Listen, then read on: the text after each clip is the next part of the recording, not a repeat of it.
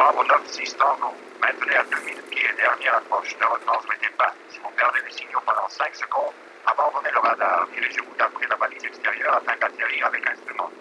Entrez en contact avec Los Angeles 118.9. 9-6 Tango, tournez à droite 2-3-5. 2-3-5, nouvelle approche. Maintenez à 2000 pieds. À 6000 et demi du bout de la piste, tournez à droite 2-4-5. 2-4-5, nouvelle approche. Novembre 9-6 Tango, soyez prêts à l'atterrissage sur la piste 2-5 gauche, bord de 2-5-0 degrés à 7 nœuds, à 5000 3/4 du bout de la piste, approche à 2-4-5, à 1 demi-mille du point d'interception, approche à 2-4-5, à 5000 et demi du bout de la piste. Vous êtes maintenant en vol dirigé, vitesse normale d'atterrissage. 2-4-5 au passage de la balise de Los Angeles pour atterrir avec instrument. Piste de vol sans visibilité, approche à 2-4-5, à 2-4-5. À 4000 3/4 du bout de la piste, de vol sans visibilité, approche à 2-4-5. Tournez à gauche, approche à 2-4-3, 2-4-3, nouvelle approche, à 4000 et demi, piste de vol sans visibilité. À 3000 et demi du bout de la piste, 15 pieds au-dessus. Rectifiez l'atterrissage, tournez à droite, approche à 2-4-9, 2-4-9, nouvelle approche, selon glide path. Tournez à gauche. Approche à 2-4-7 sur la piste de vol sans visibilité. Approche à 2-4-7. Aligné avec le bord gauche de la piste. Vous avez dépassé les balises du centre. Maintenant, vous terminez votre atterrissage. Entrez en contact avec la tour de contrôle de Los Angeles 118.9.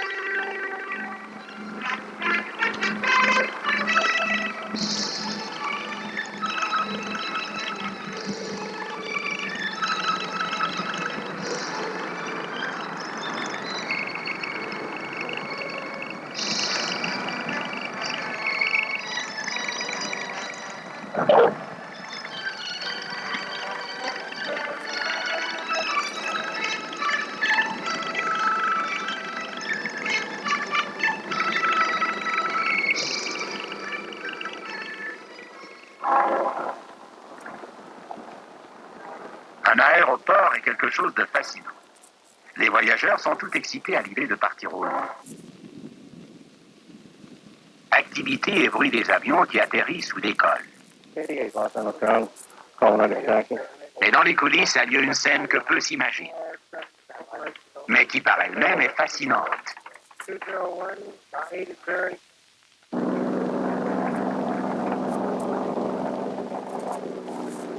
Demande l'autorisation de décoller 9-6 Tango. Le contrôle du trafic aérien autorise de Bonanza 696 Tango. À l'aéroport de Denver via Victor 208 Victor 8.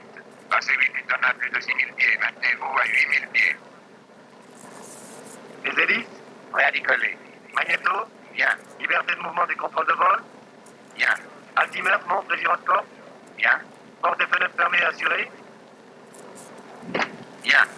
Interrupteur du train d'atterrissage, bien. Réservoir du combustible, bien. Nous sommes prêts à décoller. Contrôle de Los Angeles 9-6 Tango, prêt. 9-6 Tango, contrôle de Los Angeles, piste 2-5 gauche, autorisé à décoller. Contact contrôle de vol sur 1-2.3 après décollage.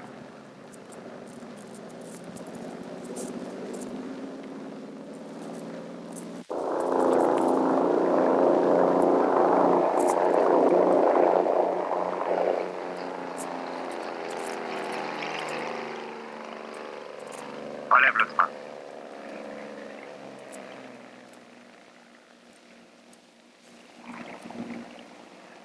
Tour de contrôle de Los Angeles, Twin Bonanza 696 Tango en vol 2-5 gauche. Twin Bonanza 96 Tango, tour de contrôle de Los Angeles, reprenez contact par radar quand vous dépasserez la côte. Maintenez-vous en direction 250. Avertissez-nous quand vous abandonnerez les 7000 pieds.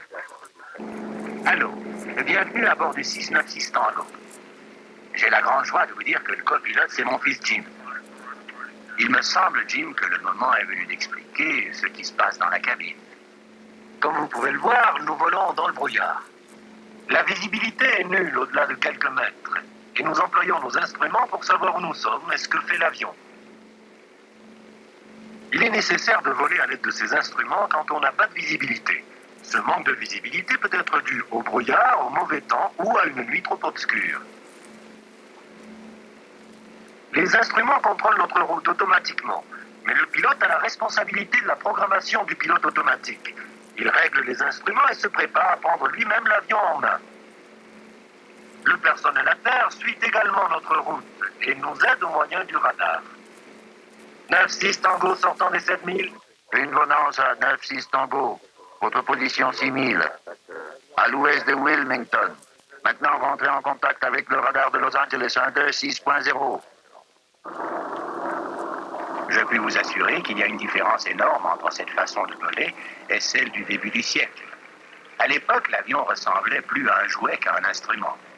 Les pilotes acrobates risquaient leur vie et nous impressionnaient par leur numéro de cirque.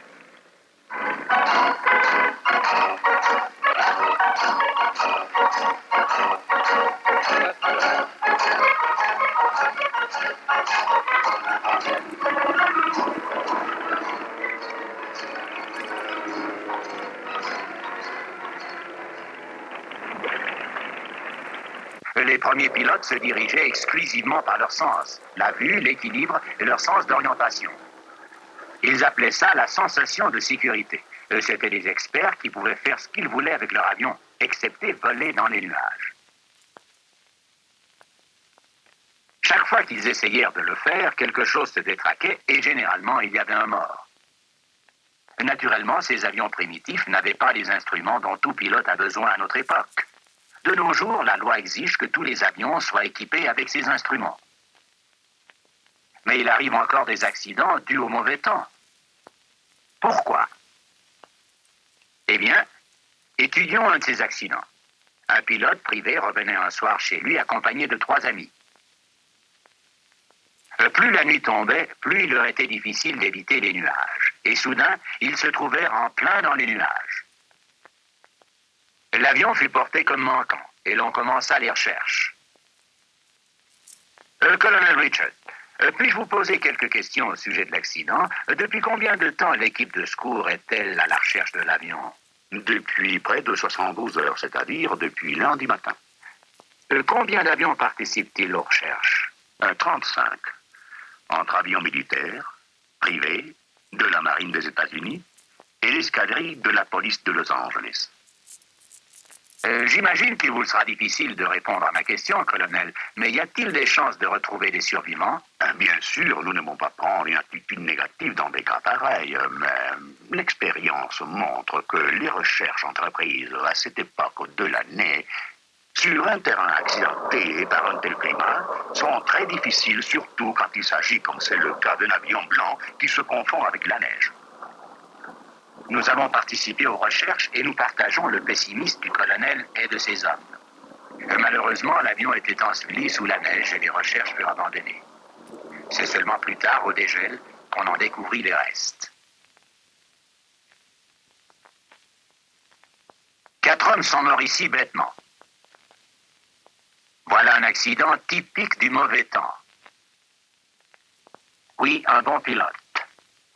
Mais sans l'expérience ni l'équipement nécessaire pour faire face à une tourmente de neige. Et cet avion s'était pratiquement désintégré en l'air à cause des violentes manœuvres d'un pilote qui était complètement désorienté.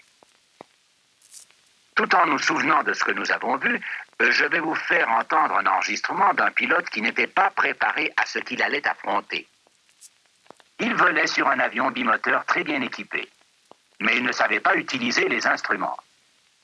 Il perdit le contrôle de l'avion 30 secondes après être dans les nuages.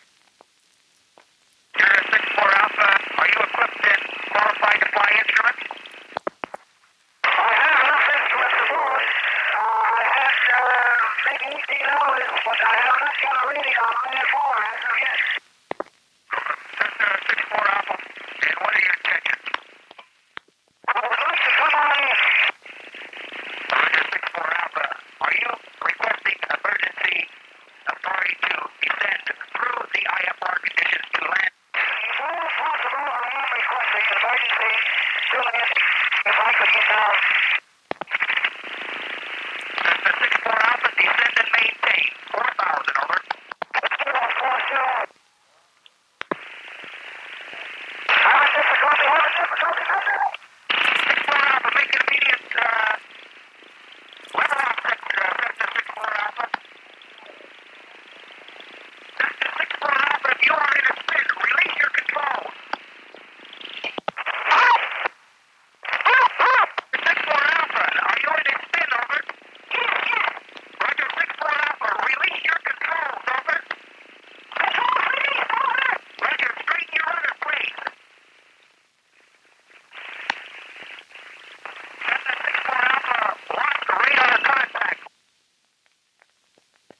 contact radar perdu.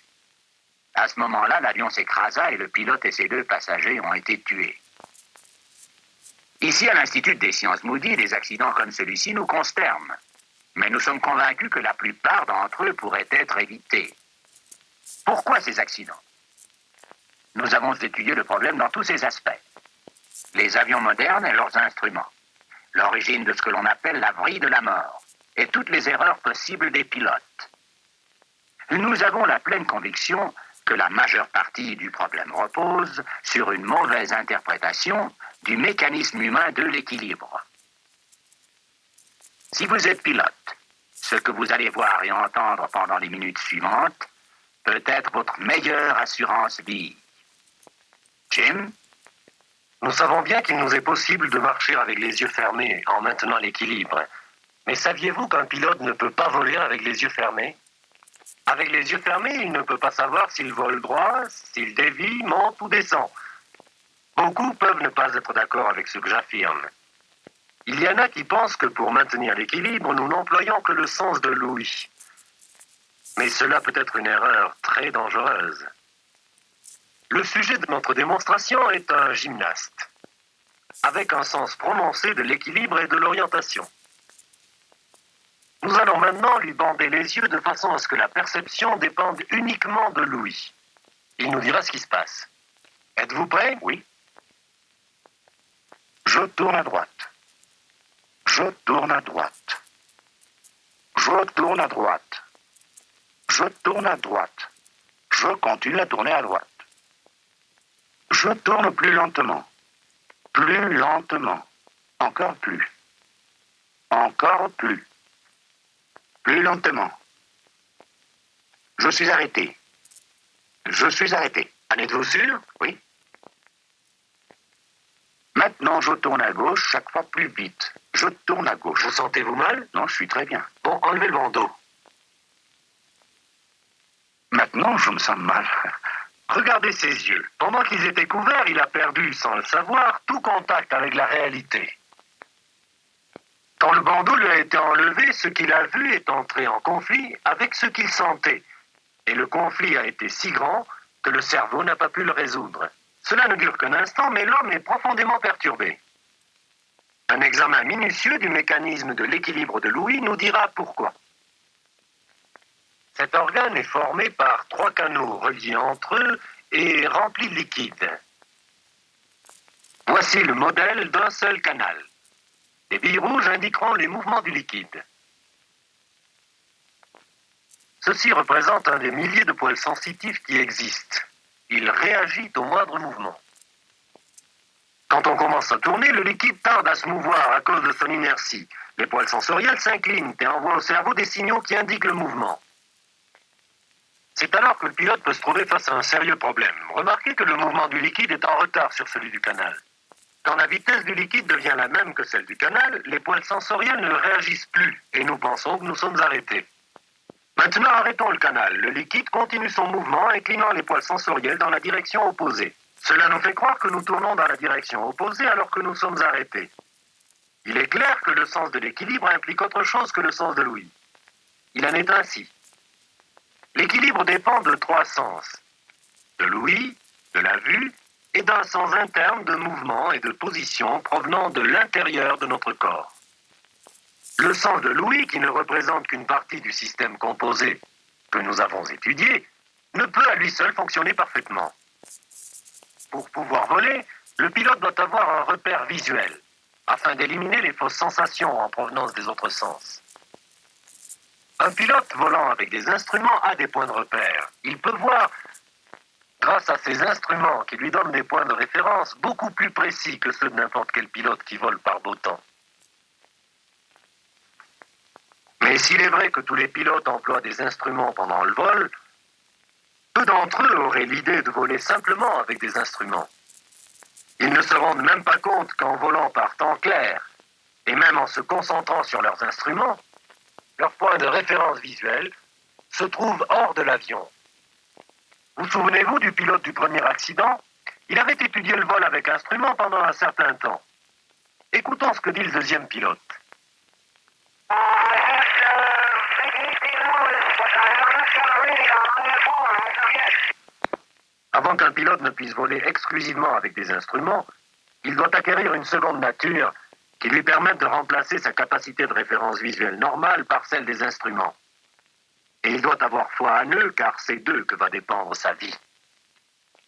Si ce qu'il ressent n'est pas en accord avec ce que disent les instruments, c'est aux instruments qu'il doit se fier. Il en viendra même à oublier ses propres impressions. Ainsi, il pourra voler en complète sécurité dans des conditions qui seraient catastrophiques pour un pilote ne sachant pas voler avec des instruments. Tous les pilotes de ligne ou militaires parcourent le monde par tout temps en volant avec des instruments, avec un maximum de sécurité. Si des hommes paraissent pouvoir être dispensés de se fier servilement à des instruments, ce sont bien les astronautes. Ce sont des hommes physiquement et mentalement de première classe. Eh bien, écoutons ce que dit l'astronaute John Glenn à ce propos. Pendant un vol dans l'espace, nous devons faire face au même problème dû à l'ouïe interne que ceux auxquels doit faire face le pilote d'un avion pendant un vol normal. Nous avons été obligés de nous convaincre que nous devons avoir pleinement confiance en nos instruments, comme n'importe quel pilote d'avion. Et quand il fait mauvais temps, nous devons prendre la décision de ne pas avoir confiance en nos sens, mais de nous en remettre à nos seuls instruments. Il est évident que si nous avons foi en nos instruments, c'est à notre expérience que nous le devons. Le colonel, il est intéressant de vous entendre parler de la foi. De nos jours, beaucoup la considèrent comme passée de mode parce que nos connaissances scientifiques la rendent superflue. Êtes-vous d'accord? Oh non, absolument pas. Je crois que de nos jours, la foi est beaucoup plus nécessaire que dans le passé. Nous devons croire en nos instruments. Nous devons nous fier à notre boussole, qui est orientée par des forces que nous ne pouvons voir, et y croire à tel point que de cela dépendra notre vie.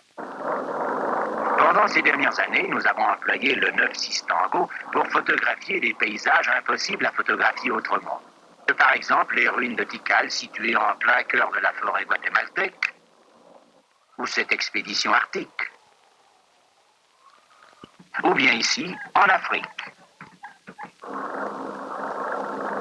Nous avons volé par mauvais temps presque sur tous les pays du monde. Going left, turn right 5 degrees. So well above the glide path, passing through the southeast gap at the present time. You're well clear of high ground. Hong Kong Tower, 696 Tango clearance. ATC clears 696 Tango to Taipei. Via green 8, red 3. Notre expérience de vol avec instrument nous indique que c'est un moyen sûr et digne de confiance. Naturellement, il existe encore dans le monde quelques endroits où l'on ne dispose pas de contrôle pour le trafic aérien. Nous nous trouvons précisément au-dessus d'un de ces endroits, le vaste désert de Libye. Nous nous trouvons à des centaines de kilomètres des zones civilisées à la recherche d'un bombardier fantôme. Un avion qui surgit du passé pour nous raconter une étrange aventure qui démontre la nécessité absolue de nous fier à nos instruments. Et voici cet avion mystérieux, le Lady Be Good. La découverte du Lady Be Good obligea à l'une des plus déconcertantes enquêtes de l'histoire militaire. Les rapports de la force aérienne avaient révélé que l'avion et son équipage avaient disparu au cours de leur première mission de guerre.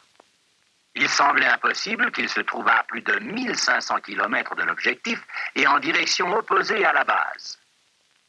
Cependant, aucun doute était possible. Il s'agissait bien du Lady Be Good. Major Robertus, l'histoire du Lady Be Good est une vraie légende de la Deuxième Guerre mondiale. Je crois savoir que c'est vous qui avez fait le premier vol jusqu'ici. C'est exact, docteur. Et alors, qu'avez-vous vu? Dans quelles conditions se trouvait l'avion? Je crois que le Lady Be Good se trouvait dans un état très différent de celui que vous lui voyez aujourd'hui. Il ne lui manquait aucune vitre, les armes étaient chargées à leur place, et naturellement, il avait encore ses hélices. Tout ce que l'on savait, c'est que le Lady avait atteint son objectif, près de Naples, et qu'il revenait avec peu de combustible vers sa base de Benghazi. Pendant 17 ans, on a supposé qu'il s'était perdu quelque part en Méditerranée, faute de combustible. Et retrouver un avion qui avait peu de combustible, 600 km au-delà de sa base, créa une énigme. Mais la disparition de son équipage constitua une énigme encore plus insondable. L'on put déduire des restes de l'avion que l'équipage l'avait abandonné peu de temps avant qu'il ne s'écrase.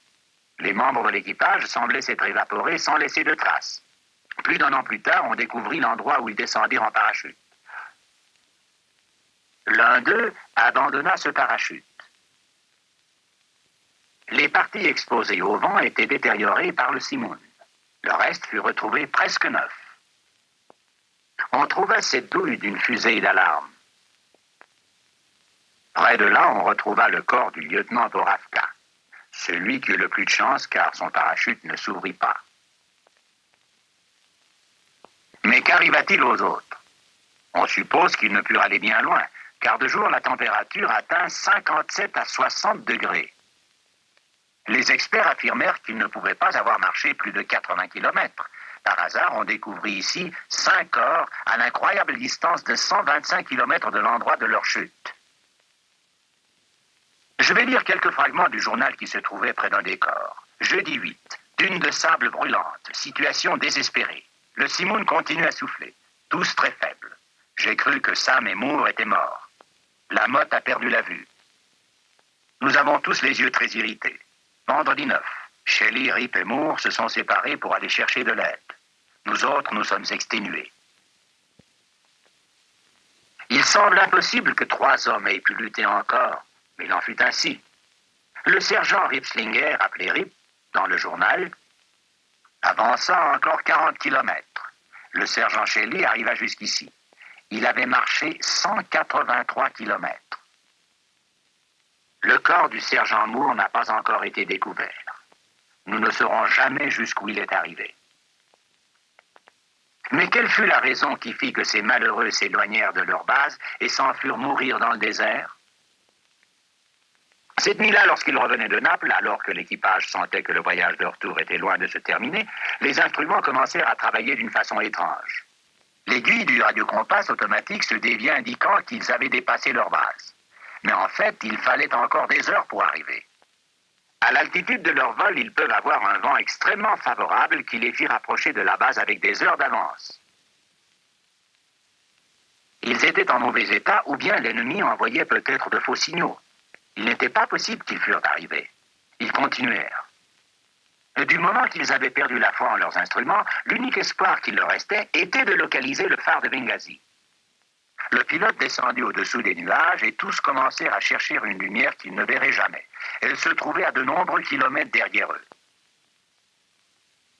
Il existait cependant une autre explication logique à ce qui arriva cette nuit-là.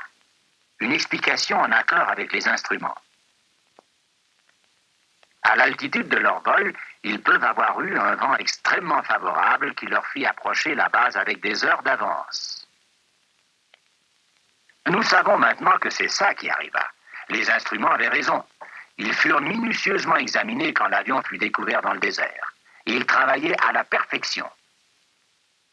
Sur le tableau de bord de chaque avion et dans l'esprit et cœur de chaque humain, on devrait graver ces mots. Il y a un chemin qui semble le bon à l'homme, mais il mène à la mort.